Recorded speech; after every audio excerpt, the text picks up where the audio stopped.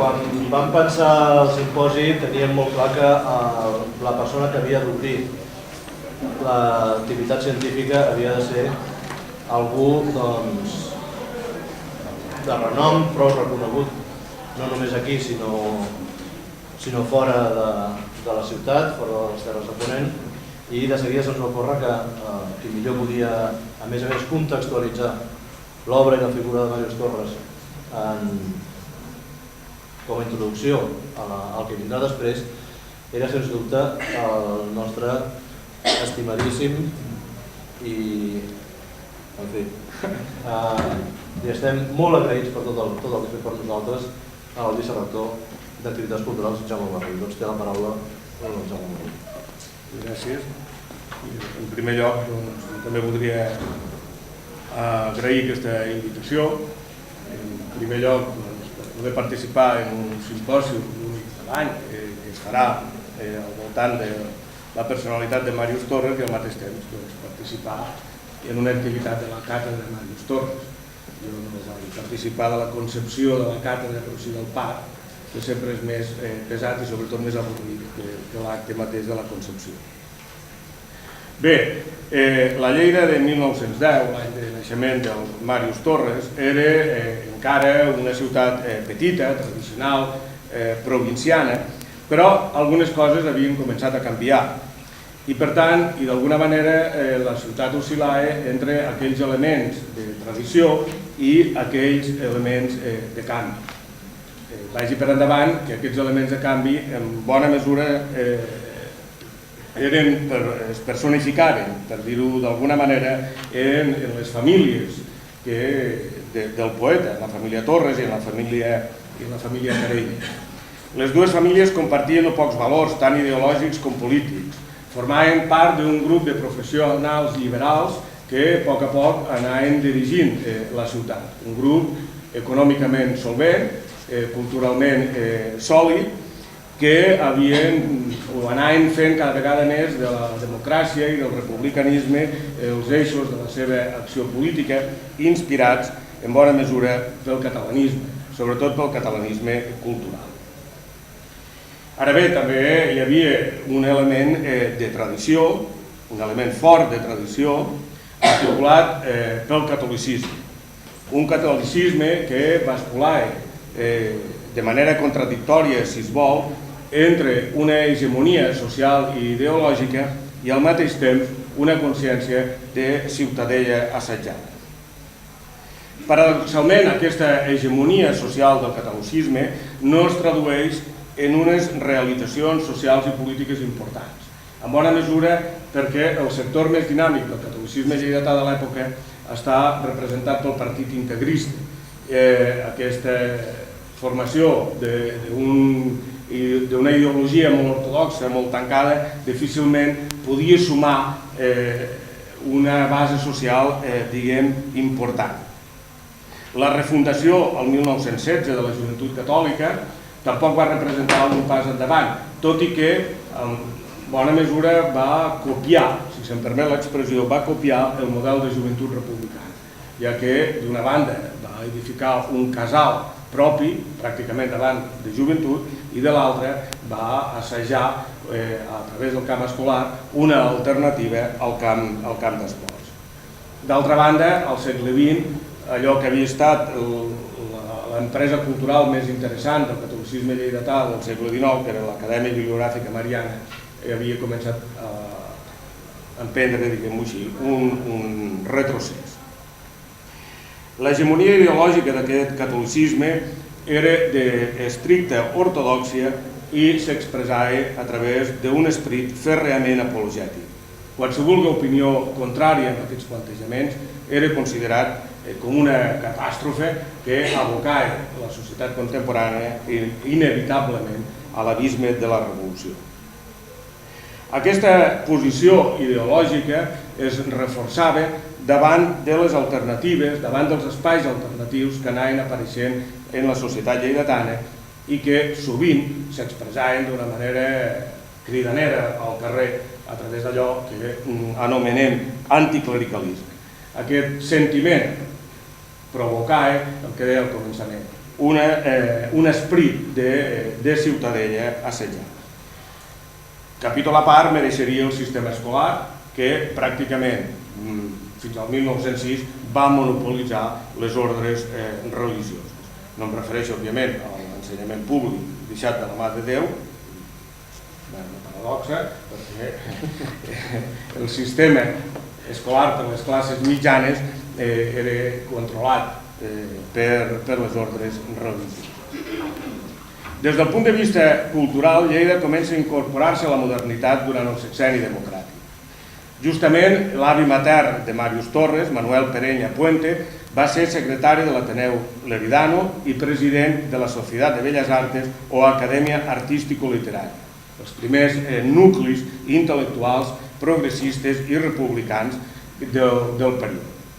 Curiosament, aquests plantejaments culturals no van retrocedir amb la restauració dels Borbons, sinó que es van consolidar. Es van consolidar i a partir de 1878, amb la creació de l'Associació Catalanista de Lleida, adherida a la Unió Catalanista, es van reorientar cap al catalanisme. De manera que el 1895 l'associació va crear els Jocs Florals, amb un retard notable respecte a la institució barcelonina, però que igual que a Barcelona es van convertir en la plataforma de l'acció cultural i social del catalanisme i amb la plataforma també de l'expansió de la llengua catalana com a llengua de creació literària. De fet, i molt aviat, aquesta llengua, la llengua catalana, es va convertir en la llengua normal de la creació de cultura a la ciutat de Lleida, principalment, amb una presència de premsa cultural i humorística notable. En canvi, a la premsa ordinària, la introducció de la llengua catalana costarà molt. El Pallaresa, un diari liberal autonomista, ho farà el 1918, l'Ideal, el diari republicà, ho farà el 1919. Aquesta primera etapa del catalanisme lleidatà penso que es pot donar per acabada amb el canvi de segle. Aleshores havia adquirit ja carta de naturalesa en la cultura lleidatana i la seva influència abastava tots els àmbits socials i polítics. Tot i que sense una relació directa amb el catalanisme, aquest ambient cultural va afavorir l'aparició d'un desenvolupament de les arts plàstiques, principalment a partir de la gran exposició que es va fer el 1912 coincidint amb la Festa Major. Aquesta exposició va ser el punt de partida del que després serà el Museu d'Art Jaume Morera, que justament aquest pintor va ser el seu principal impulsor i mecenes. Tanmateix, les personalitats artístiques que van participar a l'exposició de 1912 no vivien en ell, la majoria d'ells, i cap dels significants. Haurem d'esperar la generació de la República per trobar artistes que viuen i creen a Lleida. El desenvolupament del món musical és molt més lent que aquests altres àmbits que he fet una referència ara. També caldrà esperar probablement als anys 30, quan com a mínim hi ha 3 bandes de jazz a la ciutat, per tant la música està adquirint un àmbit també de modernitat. I al costat d'això caldria destacar el desenvolupament dels esports i del cinema com activitats d'oci i de cultura, principalment de les classes populars. I si parlem d'esports, òbviament ens hem de referir a la Joventut Republicana, a la iniciativa de crear el camp d'esports, una alternativa a l'oci, diguem, del passeig pels campus o dels oficis religiosos dels diumenges a la tarda, i entre la promoció de l'esport, que sens lloc a dubte havia de tindre un toc de ruptura a la seva època, penso que s'ha de destacar l'esport femení.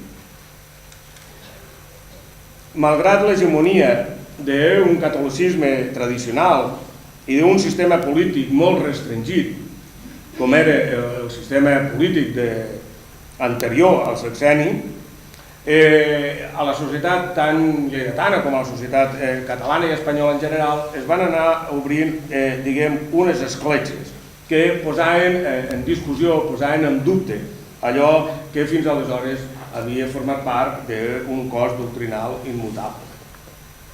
Així, a l'últim terç del segle XX a Catalunya, i també en altres indrets d'Espanya, es va desenvolupant principalment en el context dels moviments socials i polítics emancipadors noves formes de pensar i de viure que podien anar tant des del naturalisme higienista fins a l'esperanto o aquelles corrents que intenten mirar més enllà del món ocult, més enllà de la mort, un territori que l'Església Catòlica havia monopolitzat, diguem, fins aleshores.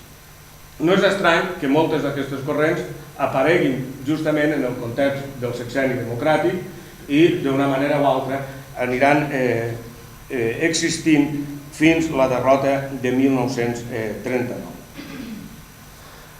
Pel que fa, i és el tema que em referiré de tots aquests, a la preocupació per un món ocult, per un món del més enllà,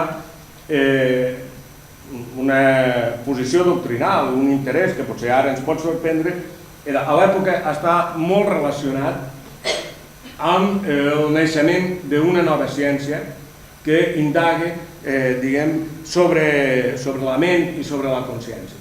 No és estrany que darrere d'aquest moviment hi hagi notables metges, psiquiatres o protopsiquiatres, si es vol, i que en el cas de Lleida sigui paradigmàtica l'interès que demostren dos personalitats mèdiques com són el doctor Marià Torres i el doctor Humbert Torres. Com tants d'altres moviments, aquest, genèricament anomenat espiritisme, no era massa homogeni. Probablement caldria establir d'entrada dues posicions. L'espiritisme, pròpiament dit, allò que s'interessa pel món dels esprits i que d'una manera o altra acaba relacionant-se amb el món tradicional de la religió, amb el nom de teosofia, i la metapsíquica. És a dir, la ciència, en l'època ningú ho discuteix, la ciència que es relaciona amb tot aquest món dels esprits i que, per entendre'ns, avui dia en diríem parapsicologia. Aquesta segona ciència justificava l'existència de la primera i, inevitablement, es confonien les dues coses amb relativa facilitat. A Lleida, el 1873, és a dir, l'any de la República, s'havia fundat el Círculo Cristiano Espiritista, sota la direcció d'un professor de l'institut, Josep Amigó, i que entre 1875 i 1890 va publicar El Buen Sentir. Així doncs, quan el doctor Marià Torres es trasllada a Lleida el 1881, ja era una persona interessada en aquests temes, troba un àmbit propici amb el que es relaciona, a partir del qual escriu i col·labora en mitjans de comunicació, diguem, en diferents revistes del moviment espiritista català i publica alguns opúscules, el principal d'ells, La religión futura. Marià Torres pensava que la democràcia i la llibertat representaven un notable avenç en la civilització humana, però constatava també que el món, de finals del XIX, principis del XX, vivia en un gran malestar social, que les classes socials expressaven un enfrontament entre elles i que això era degut a que la democràcia i la llibertat no havien sapigut integrar conceptes com el dret i la justícia i no ho havien sapigut fer perquè eren atees i materialistes. L'alternativa que ell presenta és una religió científica, d'espiritualisme pur, lliure de fórmules sacramentals. Aquestes idees del padrí Marià, un home d'una gran sensibilitat religiosa i de recta conducta, van marcar profundament l'àmbit familiar dels Torres. Que difícil és fer oració a la manera del padrí, desinteressada, sincera, fervent, humil i sentida. Fins que ho hauré aconseguit no podré dir que he guanyat cap batalla, escrivia Màrius Torres en el seu dietari de 1936. El seu fill, el també doctor Humbert Torres, es va convertir en un important propagador d'aquestes idees, va arribar a tindre un ressò internacional significant. Les seves idees sobretot van quedar sintetitzades en el llibre Defensa de la metapsíquica, que recollia les conferències pronunciades a l'Ateneu lleidatà l'any 1921. Per contra, Humbert Torres mai escriu una síntesi del seu pensament religiós, tot i que hi dedica una bona colla d'articles. Humbert Torres, em sembla a mi, aquest aspecte no voldria acabar a base de repetir, diguem, expressant potser unes idees que ell no s'hi sentiria del tot identificades, però em sembla a mi, pensava que el gran misteri de la naturalesa humana, tant el visible com l'invisible, no havia estat resolt ni per les religions positives ni per la ciència materialista. Per contra, l'espiritisme havia portat una sèrie de proves científiques que li permetien afirmar l'existència d'un món no visible als ulls humans, però igualment real i objectiu, el món de l'ànima immortal.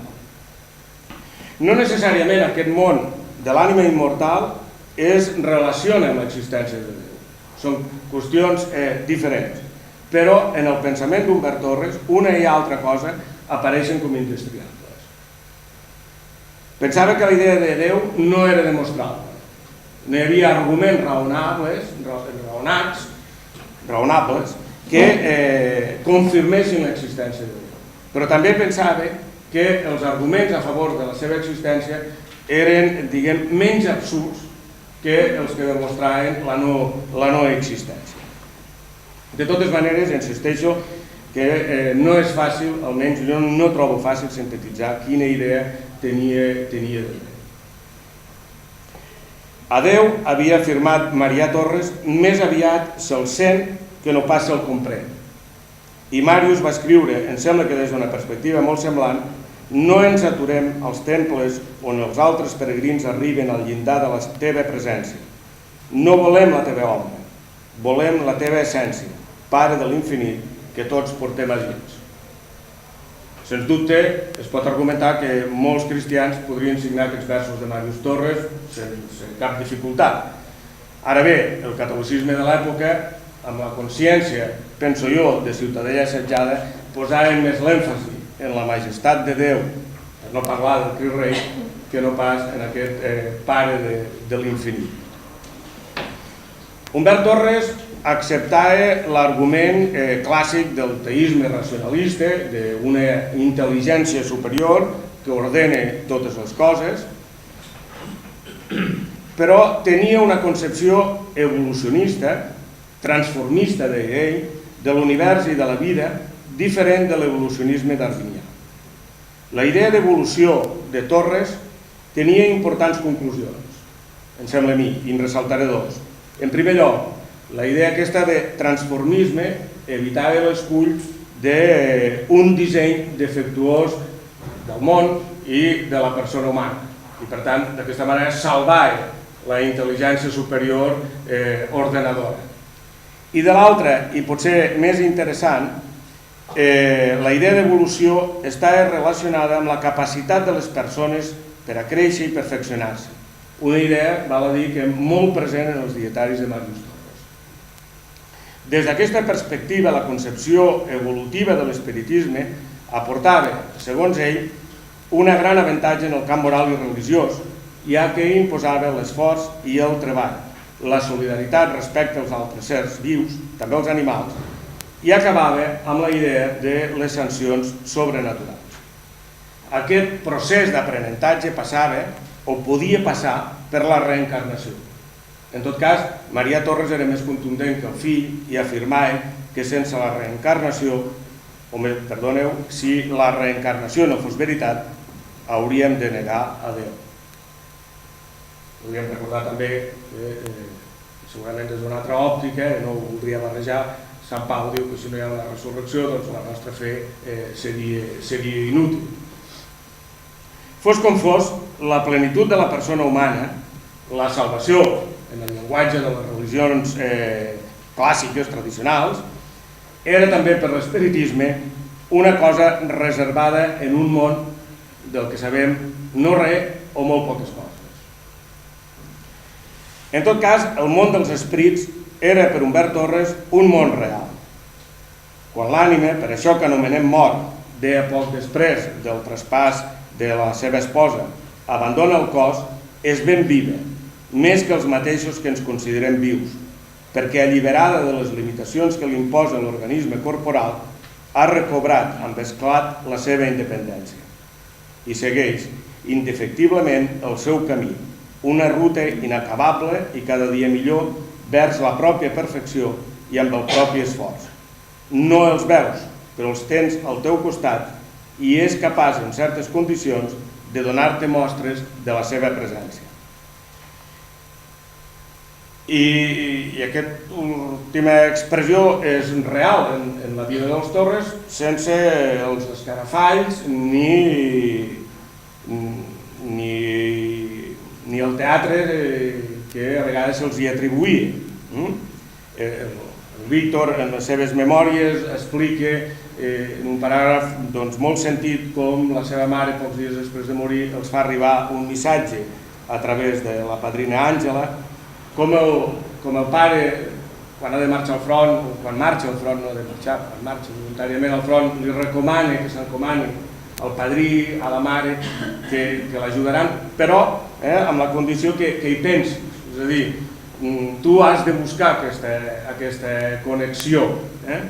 I el mateix Màrius, per la seva banda, explica amb tota naturalitat que ha rebut un petit missatge per a mi, diu ell, per a mi, de la mare, preciós i precís, que li feien arribar una vegada més a partir de la padrina. Val a dir que el de precís no és massa perquè hi ha dues interpretacions diferents. En tot cas, és un missatge genèric, d'ànim, etc. El republicanisme lleidatà, molt influent durant el sexenni revolucionari, 1868-73, queda reduït a partir de la restauració de la monarquia a uns grups embrionaris i, com acostuma a passar en aquests casos, sotmès també a divisions històriques i personals profundes.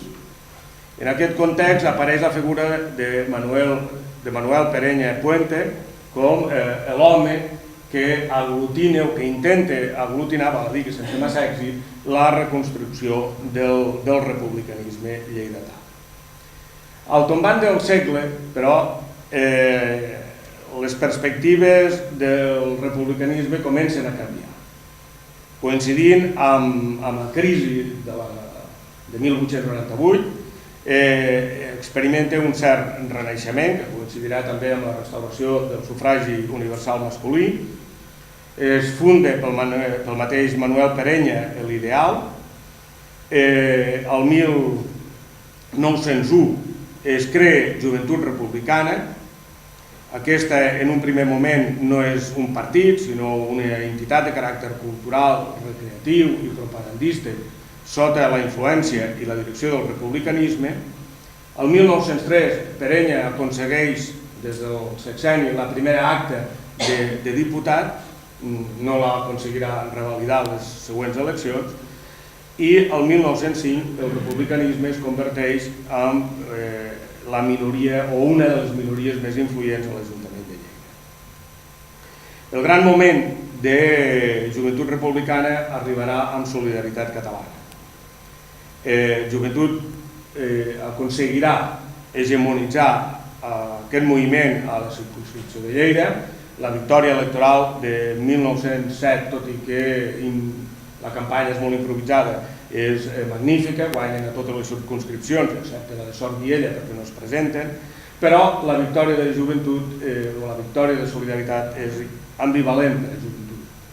D'una banda, Joventut Republicana es consolidarà com el partit capaç d'articular una alternativa democràtica i catalanista a la ciutat de Lleida i es convertirà també en el referent per totes les iniciatives de caràcter republicà, democràtic, catalanista a Catalunya, però sofrirà una escissió quan el 1908 un sector de Joventut anirà a crear el Partit Republicà Radical. S'ha d'assenyalar també que el 1906 es crearà el Liceu Escolar, el primer intent, diguem, seriós, a part de ser una escola pionera en la renovació pedagògica, el primer intent seriós d'una alternativa al que havia estat el monopoli de les ordres religioses. Els canvis que es van anar produint durant els primers anys del segle XX, tant polítics com socials, com en l'estructura social de la ciutat, van contribuir també a l'aparició d'un nou agent social, el moviment obrer. Aquest apareix en un primer moment per iniciativa del Partit Radical i dels obrers ferroviaris, amb la creació el 1913 del Centre Obrer, després anirà evolucionant, el 1915 la CNT apareix a Lleida i transforma el Centre Obrer en Federació Local Obrera. El sector minoritari, el sector socialista, sembla que amb el suport de Joventut i molt en concret d'Alfred Perenya creen l'agrupació socialista. Òbviament, per raons biogràfiques hauríem de parlar de l'alcaldia de l'Humbert Torres, però també des de la perspectiva, diguem, dels canvis que es produeixen a Lleida al llarg d'aquests anys. Si Solidaritat Catalana representa una primera ruptura del sistema dinàstic, a l'Ajuntament caldrà esperar el 1917. Aquell any, Humbert Torres, que havia encapçalat una candidatura antidinàstica de dretes i esquerres, anomenada Concentració Popular, aconsegueix per primera vegada, d'una manera democràtica, per primera vegada des del sexenni, l'alcaldia de la ciutat. L'alcaldia de l'Humbert Torres s'articula al voltant de tres eixos. D'una banda, un programa de modernització social centrat en les infraestructures i els serveis, en segon lloc, en la democratització de la vida municipal i, en tercer lloc, en un compromís actiu amb les campanyes a favor de l'autonomia que en aquell moment dirigeix a la comunitat de Catalunya. Les tensions que tota acció de govern reformista comporta, en aquest cas estimulades per la premsa conservadora i catòlica, al costat de consideracions polítiques de caràcter general, van portar a que el govern espanyol, el 22 de novembre de 1922, cessés a Humbert Torres i anomenés un conservador, Francesc Costa. Fent un salt endavant,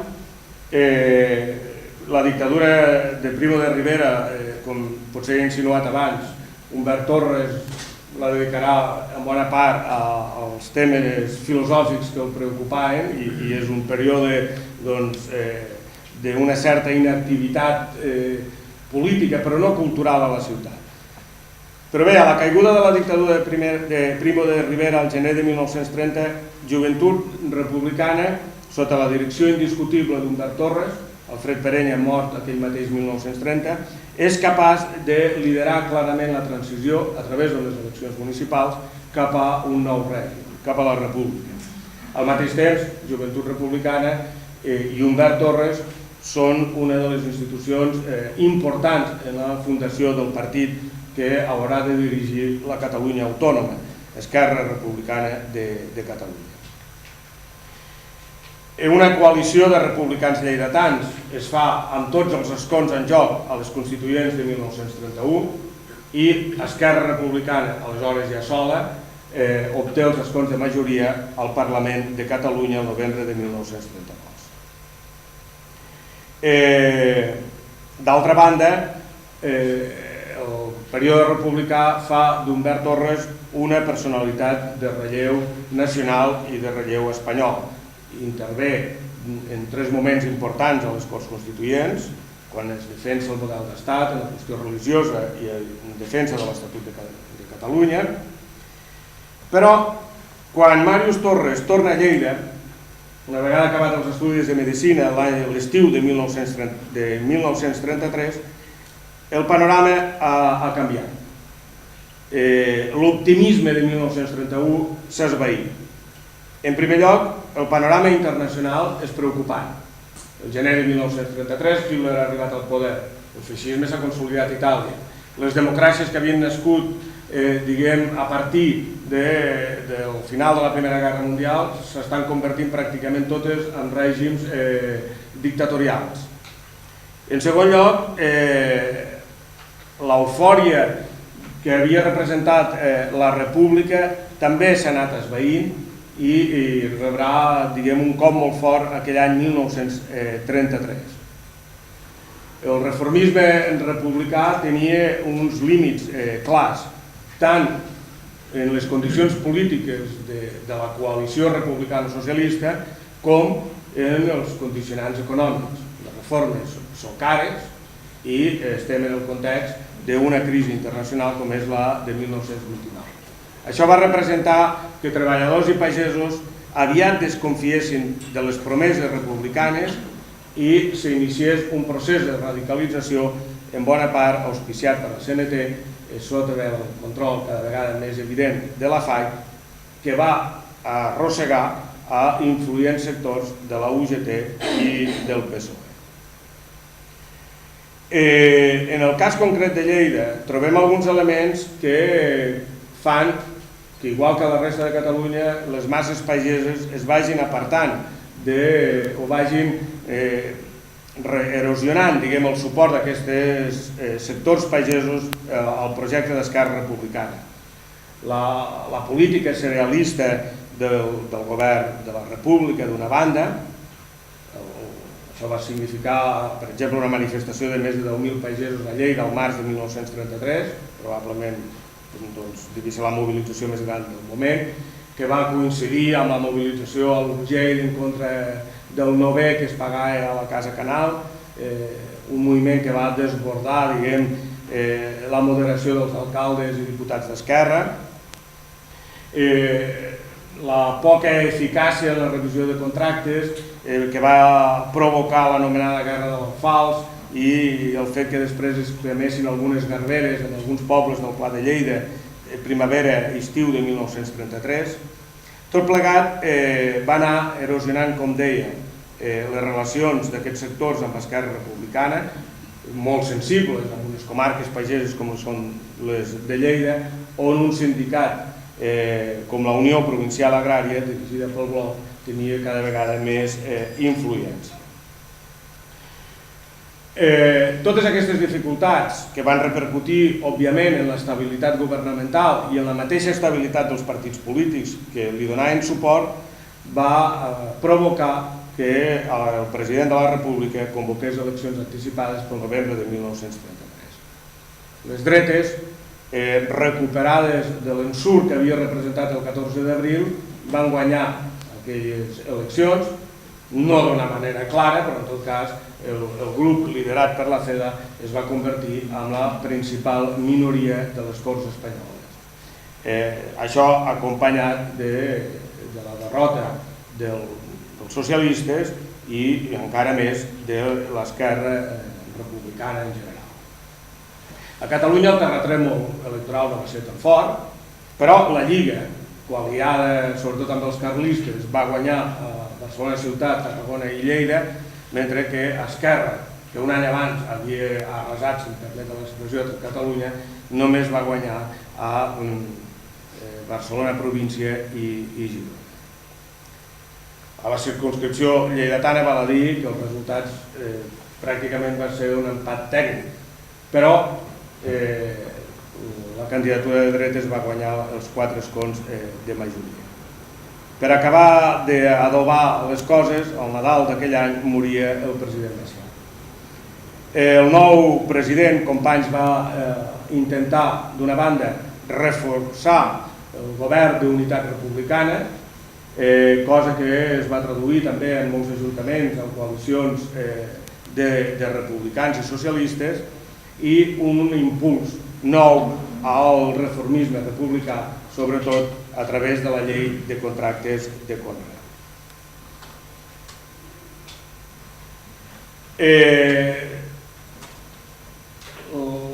L'arribada de la CEDA al poder va optar per deixar governar els radicals, però amb una voluntat d'inestabilitat i d'anar erosionant el poc espai que podia tindre el Partit Radical. De manera que això va contribuir a crear l'opinió mai desmentida per Gil Robles que la CEDA, com havia passat a Alemanya, com havia passat a Àustria, podia ser la porta oberta al feixisme. Tot aquest moviment de reforma, tot aquest moviment d'optimisme que genera el 1931 i que ve a acabar-se el 1933, des del camp cultural i concretant a la ciutat de Lleida es genera un moviment interessant i un moviment molt actiu. És una nova generació que coincideix amb el canvi de règim, que expressa una voluntat de canvi i que això significa un desplaçament de l'activitat cultural o de les institucions principals de l'activitat cultural cap a l'esquerra política i molt en concret a l'esfera d'influència del bloc obrer i camperol. Podríem parlar del grup Art, de la revista Art, del grup d'escriptors més o menys vinculats al bloc, que també col·laboren a Art, que l'any 1935 trauran la revista Polèmica, del grup de mestres Batec i la introducció de les tècniques Freinet, etc. I de l'Ateneu Popular Lleidatà, creat el 1934, que expressava força bé tot aquest món, que no diré, perquè no és cert, del bloc obrer i camperol, però sí influenciat d'una manera principal pel bloc obrer i camperol. Màrius Torres va fer algunes conferències de tema mèdic amb aquest Ateneu. De fet, aquestes conferències i els articles a la jornada, el diari de joventut, són les principals activitats, òbviament no professionals, de Màrius Torres al seu retorn a la ciutat de Lleida. Jo crec que aquest retorn no devia ser còmode pel futur poeta. D'una banda, ha estat molts anys fora, ha viscut a Barcelona d'una manera molt apassionant la vida cultural de la ciutat, torna a Lleida, el canvi és més que notable, però és que al mateix temps s'ha produït aquest desplaçament cap a un sector enfrontat amb joventut, que és l'entitat de casa. La veritat és que Màrius Torres, que no és un activista polític, com és el seu germà, com havia estat el seu pare, doncs expressa el pensament polític d'una manera bastant mesurada i moltes vegades en un àmbit privat, com són els dietaris. No hem pogut trobar els articles publicats durant la Guerra Civil, això és un problema, diguem. Però també en cartes. De tot plegat, jo crec que es podria arribar a la conclusió que Màrius Torres, sense participar activament en la política, que això s'ha de tenir molt present, està, jo diria, a l'esquerra del seu pare. Bé, com sé que m'he menjat el temps, o el temps se m'ha menjat a mi, que diu Matías López sovint, doncs no em referiré a la crisi que representa els fets d'octubre, però sí que vull fer una breu referència al fet, i simplement apuntar-ho, que la derrota dels fets d'octubre propiciaran la reconstrucció d'un espai de dretes una altra vegada a la ciutat, homenatges a l'exèrcit, restauració del ritus catòlic en presència d'autoritats civils i militars, campanyes com la de Pro Ecclesia et Patria, òbviament la pàtria en aquest cas és l'espanyola, que devien fer que l'últim any de vida a Lleida de Màrius Torres fos absolutament trista. Hay que reconocer, de la tribuna, parlant de 1935, hay que reconocer que la gente en general no está para divertirse, debido a múltiples circunstancias muy dignas de tenerse en cuenta. Ja ho sé, que Màrius Torres escriurà aquests cèlebres versos de la ciutat llunyana al 1939, però en fi, potser també es pot aplicar al 1935, una ciutat on els anys d'alegria són breus com una nit, en realitat del 31 al 32. Al 33 comencen els problemes. Uns problemes que, òbviament, es radicalitzen a partir de l'intent de cop d'estat. Tot el projecte de modernització, de civilitat, se podrà fer la crítica que es vulgui amb això, que havia representat Joventut Republicana en molts aspectes, que sens lloc a dubte representaven els Torres i els Perenya, tot això s'ensorra al juliol de 1936. Tot i que, com he dit moltes vegades, molts dels fills, el mateix Víctor, d'aquestes famílies van al front a combatre el feixisme, però el seu projecte s'ha esfonsat.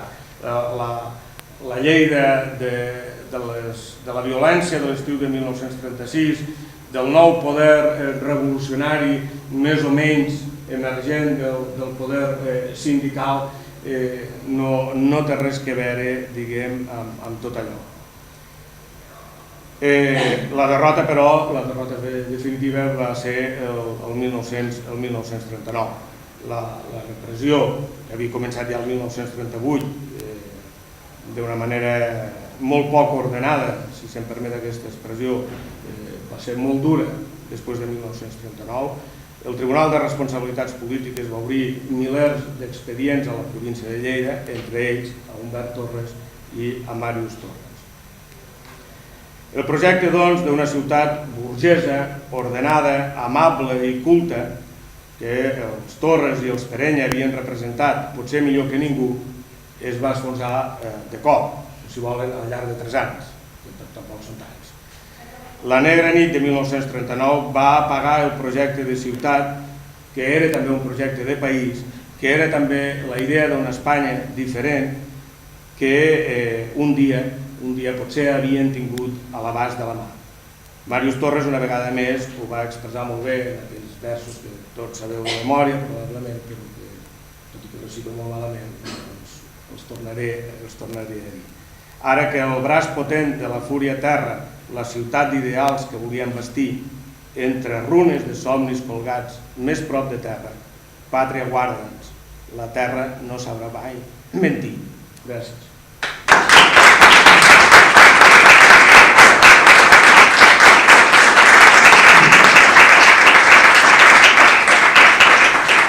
Bé, em sembla que ni tu t'has menjat el temps, ni el temps s'ha menjat a tu, sinó que algú altre s'ha menjat el teu temps, que hem estat nosaltres. O sigui que et demanem excuses. Moltíssimes gràcies per aquest esforç de síntesi que has fet. Moltíssimes gràcies també, que no ho he dit abans, però és un plaer dir-ho ara, per haver estat, continuant amb el símil que has començat tu, de la gestació del part, per haver estat el nostre ginecòleg durant el temps que ha durat la gestació de la càpula. Gràcies a tots.